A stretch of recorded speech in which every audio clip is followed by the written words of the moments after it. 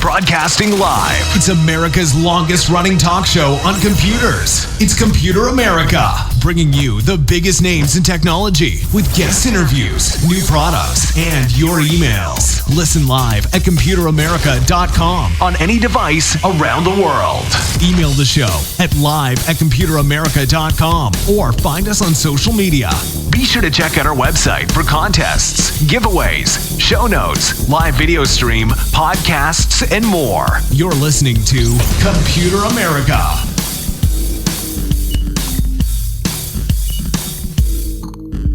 Hello and welcome into the Computer America Show. We are the nation's longest running, nationally syndicated radio talk show on computers and technology. Thank you for joining us. I'm your host, Ben Crossman, and everyone out there, thank you so much for tuning in. Hopefully you're having a wonderful day today, and you are ready for some Computer America. So today on the program, second part of the show, computer and technology news, where we try to stay up to date, catch you up on everything that's happening out there in the world of technology, and try to keep it to current events. We'll try to keep it to new products. We'll try to keep it to just really interesting stuff that maybe flies under the radar and you should really pay attention to.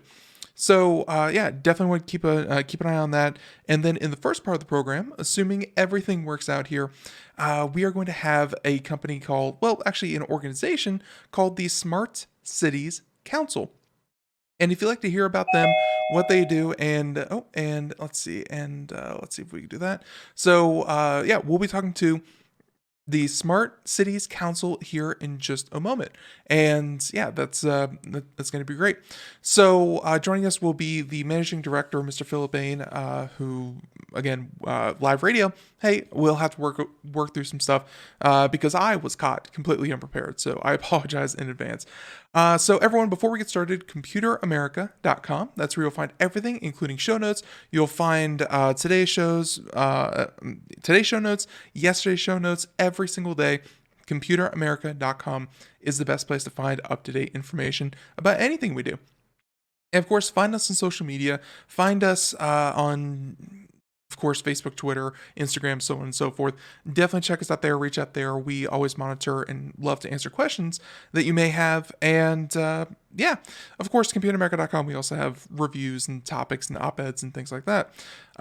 So with that being said, we're going to go ahead and get to our guest here right about now. So I'm going to go ahead and unmute him. And hey, we'll see if this goes well. So once again, introducing Mr. Philip Bane. He is the managing director of the Smart Cities Council, and I think he's muted up. But Philip, can you hear me? Yeah, don't worry. This will go well. No problem. But hey, look, you're coming in loud and clear. It's perfect. You can hear me. I can hear you. That's the basics.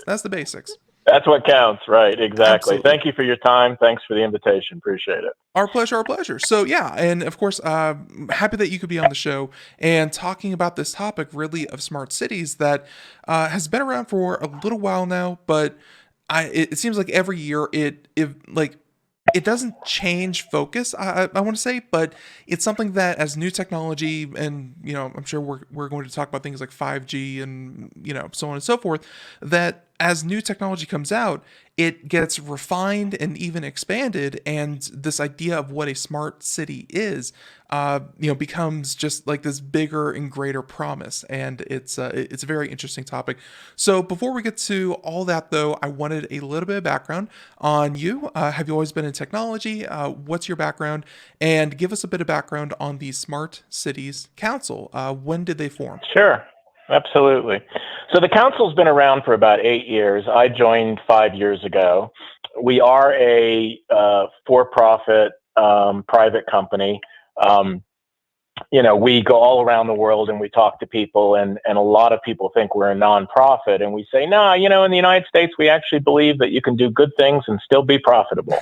And, it's sort of this do good, do well type approach. And again, it's just not accepted in other parts of the world. If you're a for-profit, there's something evil about you, which is part of the problem around the whole smart cities concept, as we'll discuss. So we've been around for about 8 years. I joined about 5 years ago. I basically run the company now. When I joined, we were primarily a media company. So just like you guys at your radio show and your website, we were very similar. I did have a technology background. I studied as a lawyer, took a company public about 15 years ago, started running a lot of different types of companies because I love being an entrepreneur. So I've built hardware, I've built software. I actually set up one of the first security companies in Russia after Perestroika. I've owned a business in India. So I've done pretty much, global entrepreneurial tech involved type ventures. And before I joined the council, I was actually leading a sales effort and then became a project manager for a company that sort of had cutting edge, what we call semantic technology, which is about data integration. And it's semantic databases have been around for about 25 years. It's what Google and Facebook uses when you talk about graphs. Mm-hmm. And they're sort of a competitor to SQL. They're basically in the subset of non-SQL databases. And even though I didn't have a technology background, I learned a lot about it, did some really big projects on what we would call knowledge exchanges. How do you present lots of different types of knowledge to people? And this sort of has become core to our work.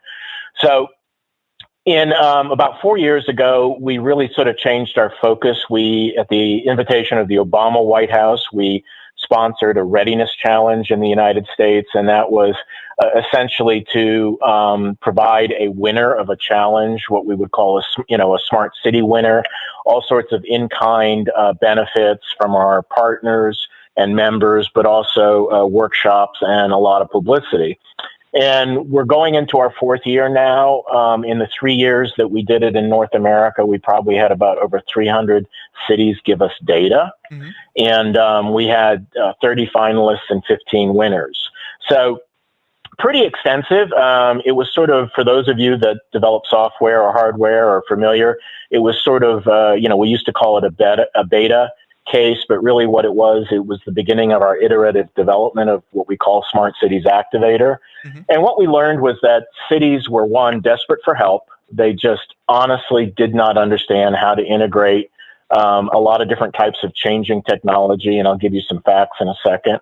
And then secondly, they really didn't know how to finance these projects. It was really some significantly huge issues.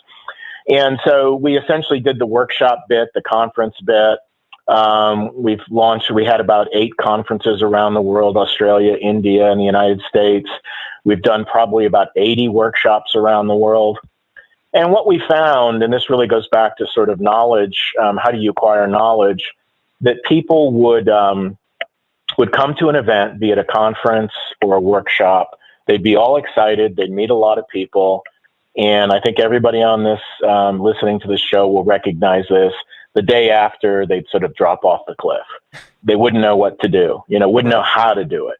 And so, what modern technology provides in Facebook and YouTube and Twitter, you can see this across the board. You see it with Airbnb, you see it with Uber. These are all platforms which allow continuous 365-day, 24-hour engagement between disparate parties, all of them who bring value, and you can analyze the value proposition for Airbnb, Facebook, Uber. All of them have different parties coming in and adding value. And so what we decided to do was launch Smart Cities Activator. We've been working on it for about 18 months. And we did a soft launch last year where we released the platform to do surveys. Yeah, and you're showing some people some of the architectural design behind it, just very simple, a visual business plan on what it looks like. Right. And then we did a formal launch in January. And the difference this year in our challenge, which is sort of a how do you fill the top of the funnel and bring people into the platform, was that we made it global. So, we've got, believe it or not, we actually have the city of Tehran in Iran. We have cities in Germany. We have cities in Australia. We have cities in India, Canada, and the United States right now using the platform to start putting in data about how they're going to manage their projects. These are city projects. So that's where we are right now, but maybe we should go a little bit into a little bit about why we even exist, what problem we're solving, and what problem cities are trying to solve. Yeah, there certainly is a lot to break down here, and I think one of the best places to start would be, you mentioned the Readiness Project and how it's been going on for so long. Now it has a global reach, and all that is very well and good. But I guess myself and a lot of our audience may be out there wondering, what is the 2020 Readiness Challenge? Sure, absolutely. So the two biggest problems that cities have today are one, we call them capacity development, and the second, we call it financing. So you notice I didn't say that the problem was urbanization or homelessness or poverty or not feeding the hungry or, traffic congestion. All of those are common problems. They're problems that exist today in the 21st century. Back in Rome in the first century, the problem probably was how did you move potable water and human waste? So cities have always had issues dealing with large populations. Today, the advantage we have is that we have technology that can help us manage those. And that's really, go back to your original point, that's what smart cities, IBM started about 10 years ago, the concept. Mm-hmm. Was that you could use technology to solve these problems. The problem we have today, and you mentioned 5G earlier, is that technology is constantly changing. So cities just don't have an opportunity. And, we can talk about New York, London, Wichita, San Diego, but think about the 40 cities in Africa that are over 1 million people. And they don't have the wherewithal to understand how the technology is constantly changing and how they start a project today. And by the time they get around to starting to implement it, the technology has changed. I'll give you an example. City of Phuket, Thailand. They just signed the procurement documents to put in a bus rapid transit system so as to help with traffic congestion. Phuket is a growing city.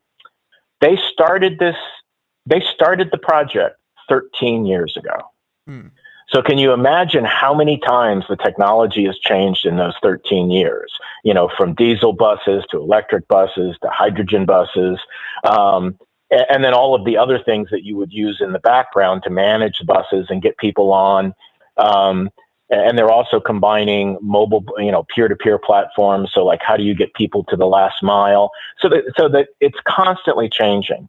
And so it's really difficult for cities to figure that out. So to go back to your question, our job at the council is to teach them how to figure that out.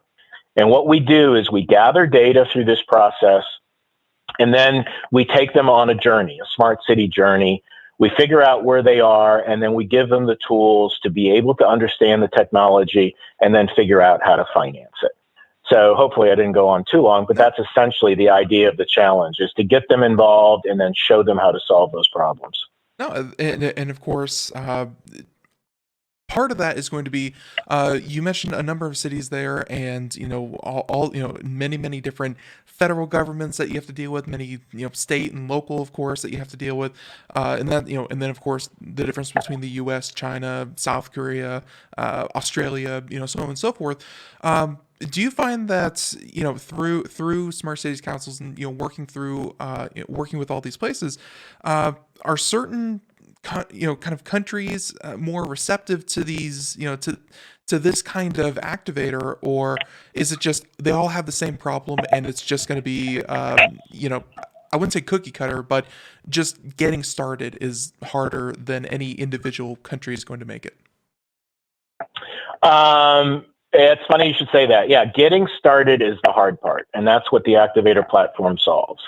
So what you'll find is everywhere I go around the world, people ask me how their biggest rival city compares to them. Yeah. So in London, they'll say, well, how does New York compare to us? New York will say, how does San Francisco? I went to Sydney to give a speech, and the first question they asked me was, well, we're smarter than Melbourne, aren't we? Because Melbourne gets all sorts of rankings. And so, and this actually, I live in Fairfax, Virginia, and in Fairfax, Virginia, they'll go, well, in Northern Virginia, we're smarter than the people in Richmond or Hampton Roads. It's human nature. And so people always want to know how other cities are doing. And that sort of becomes a motivating factor, partly because of economic development. I spent some time last year working with the Indiana Municipal Energy Agency, which is 28 different utilities in Indiana, along with the state. And, Indiana is probably one of the smarter states in the country, along with Virginia. But believe it or not, they're having a mass exodus of people from their rural communities. And that is going to put the death knell to these communities 10 years from now, when you have nobody available, one, to own a house and pay real estate taxes, two, to take care of, take jobs, take care of older people. In these rural communities, there's huge issues around what we call childcare deserts. And so, and this is as much a smart city issue as the fact that you go into a city and they may have homeless people. So everybody thinks that their problems are unique, but the advantage we have with modern 21st century technology, being IoT, the Internet of Things, and communication technology like 5G, is that the solutions are actually ubiquitous. So a solution that would work in Beijing to reduce traffic will also work in Wichita City.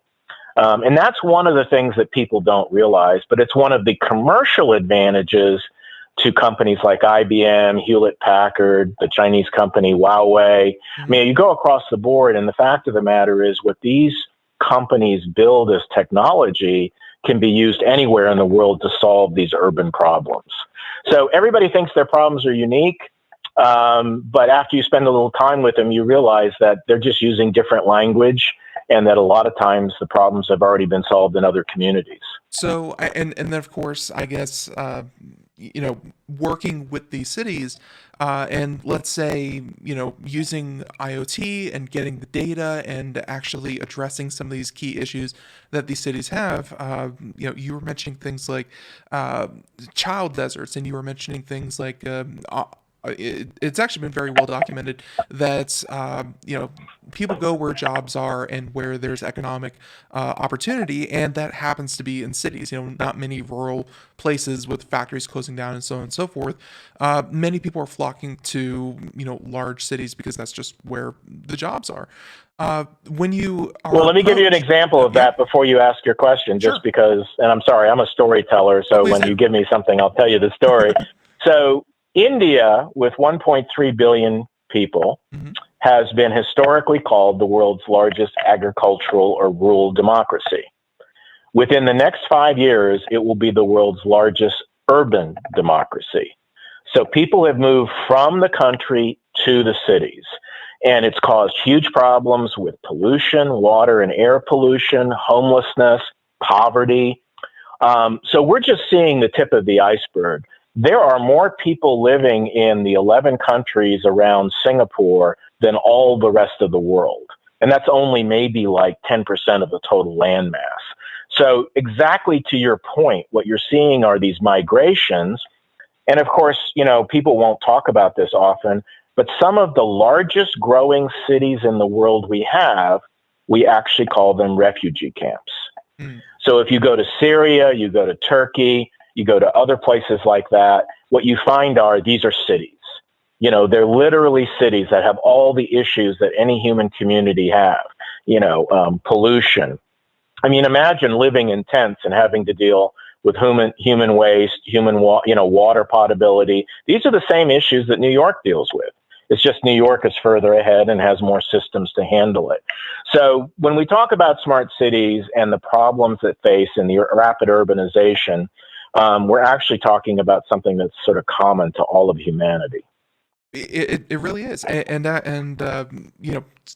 speaking to that, it also, kind of brought to my mind about the fact that just people on the internet is also going to be a thing. You were mentioning processing all this data, and I found a couple of articles. This one from Cybercrime Magazine talking about the fact that the amount of people on the internet will triple from 2015 to 2022. And I'm assuming a lot of that's going to be in places like Africa, where you have, over 1 billion people who, thanks to cell, 3G, 4G, that kind of technology, they'll be able to access the internet. And of course, what they do with that is just going to be, just really explosive. There are big changes happening, and I'm sure that you can speak to that as well, but there are big changes happening. So with all this data and all this kind of thing, I mean, do you think that smart cities, IoT, gathering enough data, and really just leveraging this idea that if you track enough, if you get trends early, if you start to not manipulate kind of the data, but be guided by accurate, widespread data, do you think you could solve things like child deserts or overpopulation or a lot of these things? So the premise on data, and this is an engineering sort of 101, is that if you can measure something, you can change it, right? Right. So if I can measure the traffic that's going down a particular street, and I can figure out when that traffic is there, then I can start looking at what causes that traffic to be higher at 9 a.m. as opposed to 2 a.m., right? And so if I can measure the traffic patterns, and then I start, and there's another engineering concept which is fundamental, and it takes you out of a linear view of cities, and that's systems of systems engineering. And that's when you start looking at what's happening in cities as subsystems. So, and it's subsystems managing resources. So on one hand, you're managing the water that the city has used. On the other, you're managing transportation as a resource because it moves people around. On the other hand, you're managing electricity. How does the electricity get to different parts of the city? But another key resource are the people themselves, because that's what leads to economic development and consumption. So your point being is that, yes, the data in a sort of pristine theoretical world can lead to changes. And there's plenty of examples out there. And if you look at our website, there's a lot of case studies about how data can change outcomes. But for anybody who knows anything, I sit in a lot of rooms with public policy people, and they all talk about big data, and they talk about how important it is, and they've never managed a data project in their life. So they don't know the first thing about how data doesn't talk to other data, how a data that comes off a building temperature system won't talk to data that comes off the same building from occupancy sensors. Why? Because they have different data schemas, and they were written at different times. The syntax is not so much as important as the data schemas. So what you have is there's this big sort of, sometimes I call it a lie, that data is going to solve all the problems. Theoretically, from the standpoint of understanding how data should work, yes, it can solve the problem. The problem you have is that most data is not interoperable, which is a best practice, which means one piece of data in one repository could talk to another, and that's not the case. Right. The second aspect of it is a lot of the data that comes, and I'm sure you've covered this recently because it's a new trend in AI. A lot of work that's been done in analytics and AI is about data sets, which we would like the graph type data sets, connections. Very little has been done in what we call time series data. And time series data is for anybody who has a utility or electricity background. And remember, everything when we talk about smart cities started with the smart grid 20 years ago. So everything that utilities in the United States have been doing for 20, 25 years, cities are starting to do. We actually took the world's largest mechanical grid, which was our electric transmission and distribution system, and made it the world's largest digital grid when we digitized the electric grid. So you've gone into an area that we could spend 3 hours talking about, because the fact of the matter is that and if you look at what utilities did with data, they had huge problems managing all the data. So imagine that you go from reading a meter once a month, right, by the human being, to reading it in 15-second increments. All of a sudden, you have massively, exponentially more data. Doesn't mean necessarily you're better off. If you can't measure that data, if you can't analyze it, and when we talk about time series data, and this is most of the sensors in the IoT world, except for a camera.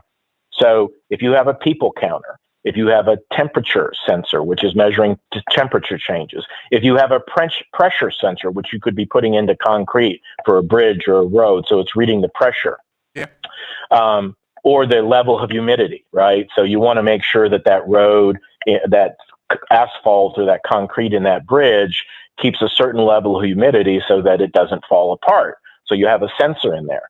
All that sensor is reading is what we call the delta between time, the first piece of time to the second piece of time to the third piece of time. So I've actually talked to people who are gurus in the analytics space, and now they're taking courses in how do you analyze and do analytics for AI, for time series data. Because most of what comes out of IoT and smart is time series data. Now, if you know anything about cameras, you know that essentially the big move in the camera space was when it went from analog to digital. And that was about 15 years ago. And I've actually built those kinds of cameras when I was running a hardware shop. And the big thing was moving from hardware to software, which of course is what we're doing now today with software virtual networks and all this kind of stuff. So if you have an interest in computers and IT and IoT, the smart city space, you can tell by what I've just talked about in the last 5 minutes, is a fascinating place. And all of the things that you want to know about engineering, IT engineering, expose themselves in the smart city area. So anyway, I can go on, but it's just a fascinating place to do your work. And it can make a difference, but most people don't know how complex it is. Well, yeah, and of course, I'm sure that if you were sitting in a room full of people who are not data scientists, they are not people who are particularly adept at really understanding everything that you just laid out. If they're officials from a local government, if they are contractors who are working with the government to put in these things and implement them, and then of course you have people who may be eventually overseeing these projects. Very, very daunting. I won't say that you didn't dumb it down too much, and it seems like a very daunting task. And do you think that a mixture of that and also the other part of your activator was getting the funding for actually doing this? Do you think that what you just said along with funding is why cities won't do this? And then I guess the second part of that is, do cities need to do this to, kind of going forward? Because it seems like such an important part of cities is to actually, kind of make them modern. No, you're absolutely right. So we're mission driven in that we do think that issues like pollution, climate change, rapid urbanization, homelessness, poverty, childcare deserts, need to be solved. I mean, forget about the technology just for a second. And just, these are issues that we've been spending millennia trying to solve in cities. It's sort of what one human being owns another. I have a saying that I use on my email, which is, we're just walking each other home, which means we have an obligation to take care of each other. But where we come in at the council is that we think technology can make that difference, and that technology can do it efficiently and rapidly. Now, you're absolutely right. I think you were really insightful in understanding that we've actually had cities tell us, please don't talk about smart cities. We're just not ready for this. We don't want to do it. And, but it goes back to the original issue we talked about 8 minutes ago, which was economic development. So if I have a city that doesn't have ubiquitous broadband or internet, or I have a city that we're dealing with old times of traffic lights, that won't adapt to changing traffic circumstances. If I have a city that doesn't include 5G, such that, DoorDash or Uber or Lyft or other types of services can't can't be used, or Lime or any of the other scooter companies.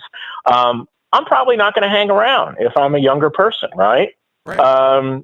Maybe if I'm an old person and never wanted those things, fine. But if I'm a younger person, I'm not going to hang around. I expect those things. But that's what people see in terms of their daily life. But the other aspect of this, which is really important for cities, and this was one of the highest rating projects that cities in our surveys over the last 3 years have shown, is that digital city services are really important. So let me give you examples. And you see this in most places now in the United States. You can go on to your city and pay your taxes, right? Your property taxes, or you can sign up and get a business license. You can go on the state corporate site or the state revenue site and pay your excise taxes or your income taxes. You can, I live on the East Coast and I use Easy Pass, which works all the way from New York all the way down to Florida. That's a smart city IoT type invention, right? And yet I can go on to the website and pay when I have a fine because maybe it didn't read my license plate correctly. But reading that license plate correctly is also another value proposition from a smart city. So it makes our lives easier in a lot of ways, just digital city services, any kind of digital government services. Anybody who has reported a pothole on a mobile app and the next day seen it fixed, that's a digital city service that's been made available. That wouldn't have been around 20 years ago. So cities really can't say they don't want to do it because it does make them more responsive to their city residents. We've worked with Birmingham and Montgomery because they were winners. We've worked with Racine, Wisconsin, and these are all smaller communities. I mean, not really small, but smaller. And all of them are trying to use digital city services to attract tourists. They want to see the foot traffic. When we have tourists come in, what are they doing? Where are they going? Are they going to the local museum? Are they going to local football games? Where are they eating their meals? Where are they staying? These are all things, again, going back to your data question, that you can resolve by being able to capture that data. So it does offer a lot of benefits. Now, the other side of the coin, and I don't know if you were going to this, but is the idea of surveillance and privacy, right? So that was a topic that I was thinking in the back of my head. It's obvious that when you're talking about all the different things that really you have that trade-off where that really rich, good data that, trust me, I'm sure that, let's say, doctors would love to have a minute-by-minute, perfect write-up of everyone's health constantly and the meals that they eat. And then, they'd be able to manage by exception because they know exactly how everyone's baseline is. And then they can, much, much, much more effectively treat people who vary outside of those who, for any kind of reason. But of course, people don't want to be hooked up to a machine that tells someone else exactly what's happening every minute of the day.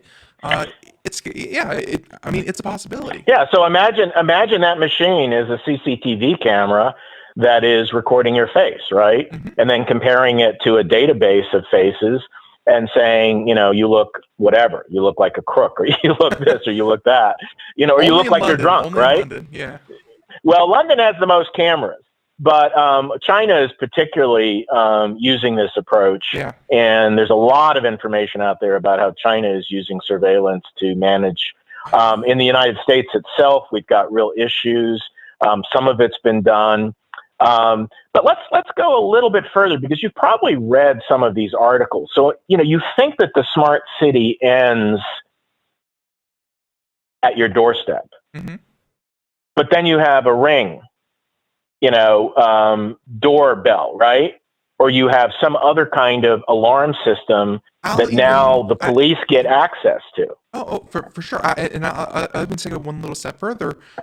We were approached by, of course, our water company here on the East Coast, and they have like a little sensor, and it will tell you, sometimes like a water line burst on someone's property, and then they have to pay like a $10,000 water bill because something happened. They put a sensor in that would warn you as something like that, and the water company is you're able to call them up, and they'll look at your usage history, and they'll go, oh, this is probably a toilet flushing. This is probably someone running the dishwasher. This is, and it's like minute by minute, and they can tell how much water you're pulling. Yeah. Yeah, and they can do that with electricity too. So Yeah. no, you're absolutely right. So you have, on one hand, again, remember I used the word that the technology is ubiquitous, and I talked about the fact that much of this technology was developed for the electric utilities 20 years ago. What you've also seen at the same time is contemporaneously the concept of smart home, just as you have the concept of smart building, just as you have the concept of smart city or smart utility. But all of these sort of sectors or applications are running the same kind of technology. And so they can be hooked up. And so now we're working with people who want to hook up a district of buildings and hook it up to homes and, and do some kind of analysis of that. And the question is, where do you draw the boundary? The biggest failure we have in the smart city sector is right here in North America. And that's the city of Toronto and the Sidewalk Labs Waterfront Toronto. I don't know if you're familiar with that. I am. Yeah, we actually covered that on the show a couple of years ago, I think. Yeah, when it was first getting on. So there's still, and of course that is using IoT, right? That is using IoT to figure out what people are doing. And privacy advocates in Toronto correctly pointed out that when it started, there weren't very many protections. Now, I want to talk to cities, and so when I talk to people about Toronto, I don't say necessarily that the application that they have at Waterfront Toronto is a bad application. What I say is what Sidewalk Labs didn't do a good job of is get what we call stakeholder participation. They didn't get enough people to the table to get the right consensus. And this is the same thing. Go ahead. Yeah. Yeah, but isn't that how a lot of the recent technological innovation, and I'm thinking of things like self-driving cars, they're going to be huge and of course very relevant to what we're talking about. Google with the first one, they didn't even come public with it until they said, oh, by the way, our self-driving car has driven 500,000 miles on public roads. And then everyone's like, your what did what? And right. They didn't ask for permission. They just said, kind of covertly, well, there's no law against it. It's like, yeah, because it didn't exist. No, you just identified something. I mean, again, I'll tell you a story about this in a second, but because we've dealt with a lot of automobile companies around the world as to how they deal with smart cities, and of course, what do you have now? You have Tesla and Google and Uber with autonomous vehicles, and none of them started out, they weren't around 20 years ago. And what's happened is I was sitting with a very, very big automobile company in Europe, and they were a customer of ours, and we were working with them. And I threw up a slide and I said, you have to decide whether you want to ask for permission or you just want to go do it and then apologize. That's the big business decision you have to make. And, that describes Uber and Airbnb, Lime, a lot of these scooter companies. Yeah. And the reason why they didn't go ask for permission was because they knew they wouldn't get it, and they knew, there's plenty of books about Uber about how it, sorry to cut you off here, but you were talking in Phuket, that 13-year project to get a rail. Exactly. Exactly. You can't wait 13 years to launch a project.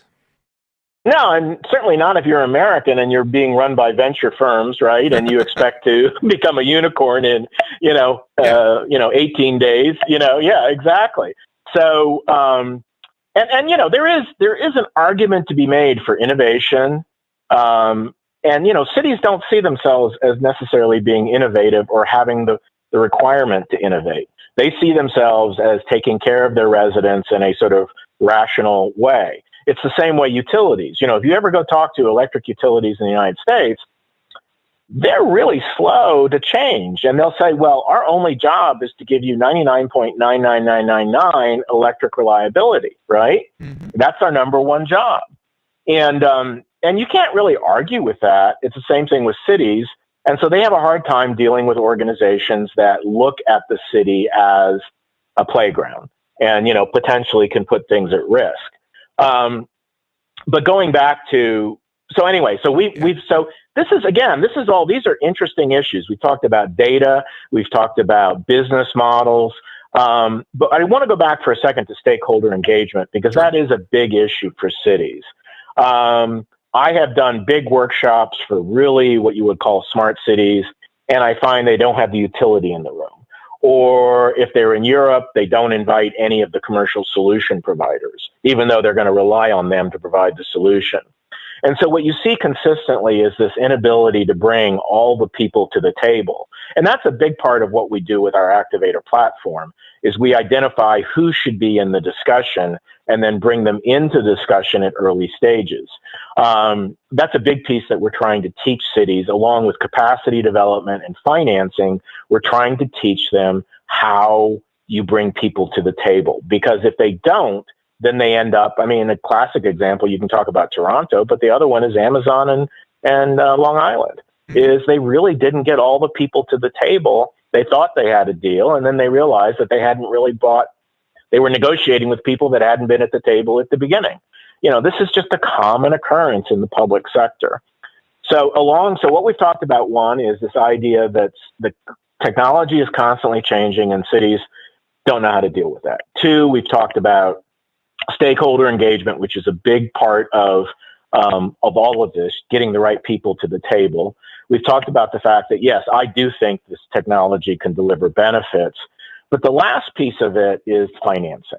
Mm-hmm. And let me just throw a couple of things at you. Along with the fact that it takes about 4 years to get a project off the ground in the United States, and I pointed out Phuket, so it takes about 10 to 15 years. Right. Most cities only see about a third of the available solutions when they go to procurement. So that's sort of this idea that they don't know what's changing.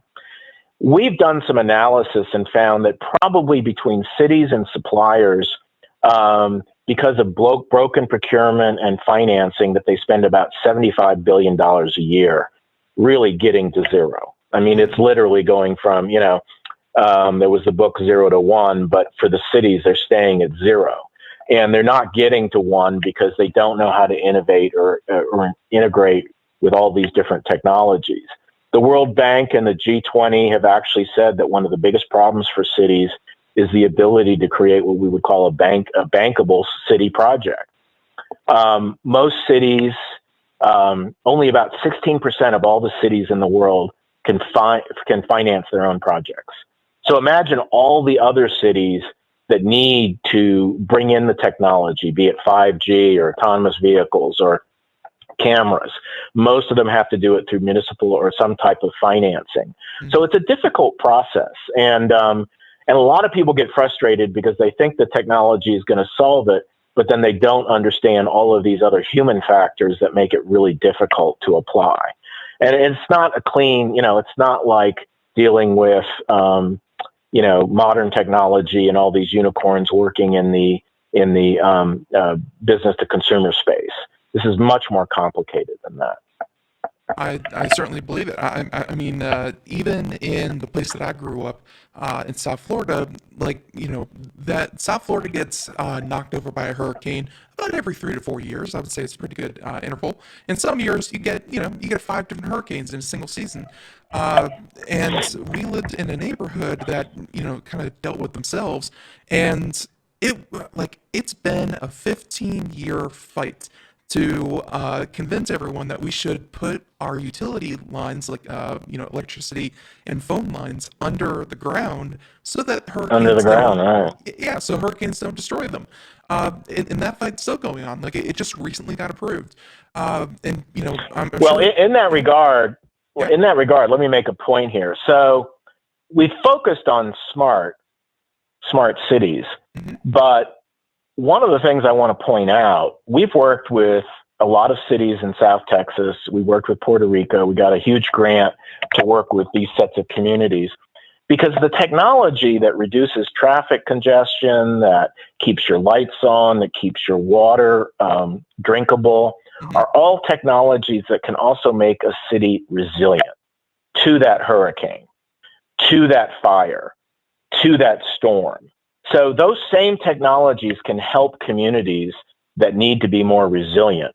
Now, in that regard, one of the things, the National Governors Association came out last year and said, and we haven't even talked about this yet, we need to consider cybersecurity risks at the same level as a hurricane, okay? Because they have the same effect. So everything we've talked about, connectivity, data, everything we've talked about is actually creating more cybersecurity risk. And that's a huge component of this. So on one hand, you have all the benefits, you can make the community economically stronger, more livable, healthier. You can make it more resilient. These are all attributes of what I would call a smart city. But at the same time, you can put it at a greater risk because of the ability of somebody somewhere to be able to hack into a system and do the same damage that a hurricane would do. I would say that one of the biggest stories last year, of course, and time flies so fast, it's hard to tell, but I think it was last year with the National Health Services over in the UK. The problem was that I think it was the WannaCry virus, and it took down half or the majority of the network that the National Health Services were using to provide people with health Exactly. And, exactly. And really, the problem there wasn't that that they didn't have a solution for it. The problem was that the majority of the system was using Windows XP without the crucial security updates. Right. It's a huge issue, cybersecurity. So, like I said, the National Governors Association last year, I thought, really did a good job because it let people think about, instead of cybersecurity being some kind of ethereal, way off, it doesn't affect me, they said, think of it as a hurricane. It's going to have the same effect on you. And I thought that was pretty interesting. Yeah, but the probably the more interesting answer to that, the solution was not to invest in IT, make sure you have good backups, make sure that you have a plan to implement those backups. That's a huge one that a lot of cities didn't think of. It wasn't about to your point, making the network and the infrastructure resilient. Instead, they went with, well, what if we just paid an insurance company and hit under a rock and really hope and pray it doesn't happen? No, and those kinds of solutions are very problematic. But let me go to another issue that, again, if I'm a city person listening to this and I go, okay, maybe I'm interested in some of this stuff, but it's still going to be a big budget and it's going to take a lot of time. We've been working at both the regional and state level. So one of the states we worked with last year was Virginia, and we're still working with them. We're working with the 18 communities in San Diego, plus the port and the harbor. And we're about to start working with the 22 cities in the Phoenix region.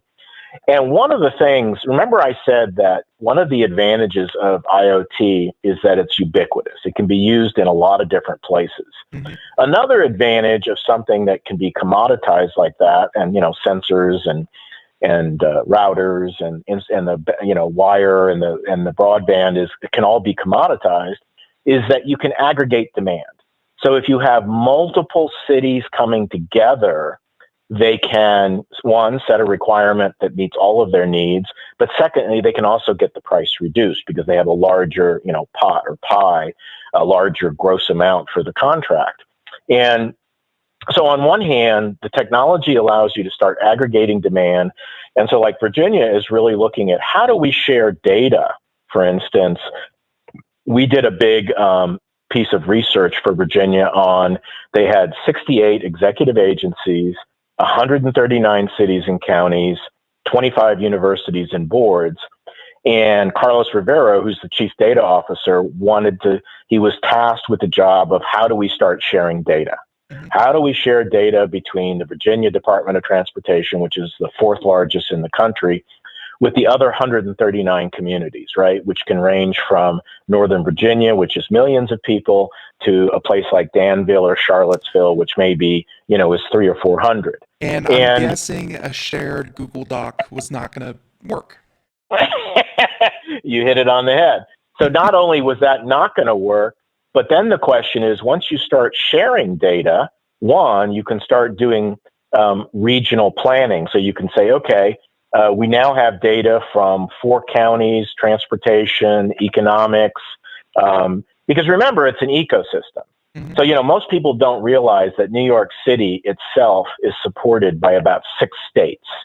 So if you take all the food, all the water, all the electricity, all the people, that make New York City what it is, it's the surrounding 6 states. It's an ecosystem. And so what you need to do is look at the same thing with Washington, D.C. or Philadelphia. How do you support an ecosystem? When the technology is ubiquitous, it means you can come together. But this is the issue. If I have 10 jurisdictions that come together to do data sharing, and I don't do this right, my cybersecurity could be at the level of the city with the lowest IT budget, right? Yeah. So then how do you solve that? So what's happening now, just like we talked about learning how to do AI on time series data, we also have these really unique new issues about what happens when these, and you would think of them as corporations, but when they're jurisdictions that have their own budgets and their own authority, when they start sharing data, what happens next? So it's a whole brave new world that's going to bring in a lot of different issues that on one hand could be very positive, because if you have multiple jurisdictions sharing data, it's going to help everybody living in those, but at the same time could also create new risks. Yeah, and I got to say that those different jurisdictions, they need to be treated very similarly. But like, take for instance, there was a story, and really you mentioned this with like cities being hacked. One of them was in Florida, and of all people, like, I think they were holding like seminars.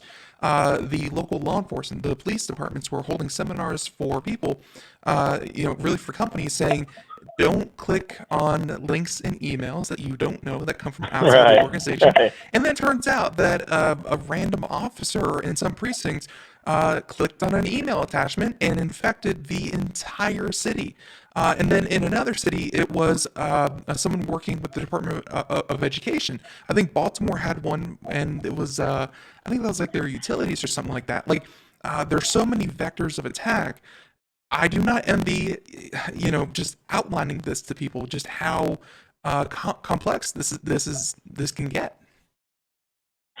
So when part of our work with all the cities in the last 3 years and the state of Virginia is we found that one of the top use cases are how do you connect devices and assets? So how do you connect your mobile phones, your routers, your computers, your automobiles or your fire engines? How do you keep track of them?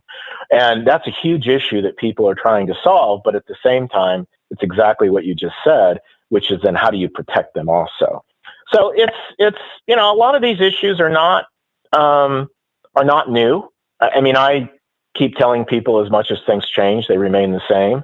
Facebook is still a website, no matter or an app, no matter what you say. And if you understand basic digital publishing, you understand how Facebook works.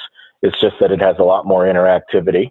Right. And it's the same thing with cities. The technology's been around for a while. It's just that there are new applications for it. So, so we'll see a lot more of this. And it's actually, we work with a lot of companies, and they clearly see it as a 50-year trend. I mean, if you consider the fact that there are only 8 cities in North America over 1 million, 12 in Europe, and there are 40 in Africa, there's a lot of work still to do. Absolutely, there certainly is a lot of work to do, and it's only going to really reach a point in like 2050 seems to be a number that a lot of people are pointing to, and it seems far off, but at the same time not that far off. And what we do today really going to affect. And by the way, like, while I was listening to it, I was like, why aren't cities kind of pairing up, or kind of joining together to implement these smart solutions? Because many cities do share, kind of residents may live in one place, work in another, and it's great to hear that you've already tackled that whole thing. So, well, I mean, actually, the state of Virginia, as I said, is further ahead than some places. But what we also are seeing are regional. So, like San Diego County, 18 cities in the area, plus the port and the harbor. But you know what the big issue is, and this is one we're trying to solve, is that if I'm in the city of San Diego, I could not tell you, and I was the mayor or the city council person, I could not tell you today how many projects I have in the planning stage. So let alone San Diego versus Chula Vista, Poway, Orange County. It's a huge issue about just not knowing what's going on around me. And that's one of the things we're trying to solve. Absolutely, and it's a huge issue, and of course, the Smart Cities Council seems to be a project, and of course, just real quick, because we touched lightly on that, we talked about a lot about the issues that you're approaching, but let's just go ahead and talk about the team that you put together, and if people want to find out more, I mean, how do they approach you, and how do you start working with with a city? Sure. So, and this has been a long journey for us. Cities have a hard time figuring out who to work with. They deal with a lot of nonprofits. They're part of organizations. And maybe this is just particular to us, but there's too much paper and too many meetings. And, people like to talk. And so what we've resolved with the Smart Cities Activator platform is to actually get people to get the work going, to start planning their projects, and to work with other cities. So our Activator platform would allow somebody in Chula Vista, California, not only to see the projects that they're working on within Chula Vista, but also, believe it or not, Phuket, Thailand, or Beijing, China. So the idea is that you can find other cities with common problems. First, you understand then that, hey, this is not unusual. Second, you understand that there are people that are implementing solutions that you could talk to and find out about it. And so what we've done is we've put together city experts. We're small. We have a solid operation in India and in Australia, and then here in the U.S. And between those three operations, we've got about 10 full-time people. Mm-hmm. Then we have about another 20 who work with us. So we're small. It's a very digital approach. Our operation in Australia, we're really proud of it because it's led by a really strong thought leader named Adam Beck. Here in the United States, we have myself and Jason Nelson and John DeKellis, who've all worked in the space for a good period of time. The funny thing about it is none of us have worked for cities. All of us have a technology background. All of us understand how to bring people together. And that's really, remember I talked about stakeholder engagement. So a big piece of what we've done is learning how to bring people together through media, conferences, workshops, and now our online collaborative platform.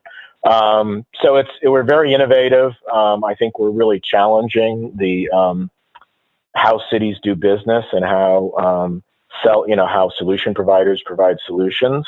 And but our goal is I don't know if I know we have very limited time, but you remember the manager of the Oakland A's in what was it, Moneyball. And what was his name? Billy Budd, I think, or something like that. And he's being paid by Brad Pitt, and the analyst asked him, "Well, no, that's not. It was no. He's the current. He's the current. Billy Beane. There you go. There we go. Thank you for looking that up. Yeah, I know it's Billy, but anyway, there's a famous story there, but it sort of defines who we are. He's being asked. They start using analytics to pick their players, and they started winning games and somebody in the room, somebody says, well, wouldn't it be really great if by using this approach, we win a couple of games and we get to the pennant? And again, Billy Beane's being played by Brad Pitt, and he stops for a second, and he looks up and he says, I'm not doing this to win a couple of games. I'm doing this to change the game. And that's pretty much our motivation. We're doing this to change the game. We think there's a better way of helping fellow human beings, and it is by using technology. And our sort of playground right now are cities, counties, towns, universities, places where human beings come together. I am really appreciative that you say that because we're actually not going to do computer and technology news because we're so flat on time. But I do want to say that that's kind of a theme that we try to encourage here on the show is that technology, there are scary parts. They're increasingly used for warfare, for surveillance. Artificial intelligence is going to take over the world and destroy everyone, like in Terminator, the documentary.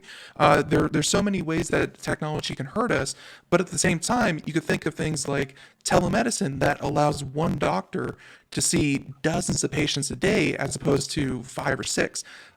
Productivity goes up. Just general human well-being goes up when technology, kind of does its job. And we here. No, you're absolutely right. Yeah. Yeah, it has nothing to do with the technology. It has to do sort of what your attitude is and what you're trying to do.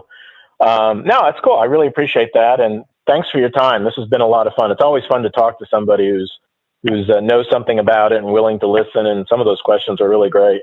Thank you, and hopefully more great than not. But I'll go ahead and let you have the last word. We are out of time. And hey, you said this was going to be 20 minutes, and this was a very, very enjoyable hour. So if people want to find out more, we're going to have a link to smartcitiescouncil.com in the show notes. But if people want to find out more, where's the best place to go? No, that's where you go. Go there. You'll see our credentials. You'll see what we're doing. If you're working with a city, it's really easy to get a hold of us. If you're not, but you want to, find out something, just send us an email. We have students, researchers, intern type people always reaching out to us and asking, because we are mission driven, and we're always, welcoming those kinds of. We find that there's a lot of younger people who just love what we're doing, because it is about making a difference. And again, thank you for your time. Our pleasure. And hey, thank you so much for coming on the show, everyone. Once again, this has been Philip Bane. He is the Managing Director of Smart City Council. And Philip, until next time, thank you so much. Have a great one. Have a good day. Thank you. Take care. Take care. All right, everyone. And that's it for us. We're going to go ahead and kind of sign off here. This has been a great show. Really love it. First of all, and actually last of all, I'm going to apologize if the microphone sounds weird. We're going to work on it. It has been acknowledged. Everyone, thank you for tuning in. Bye-bye.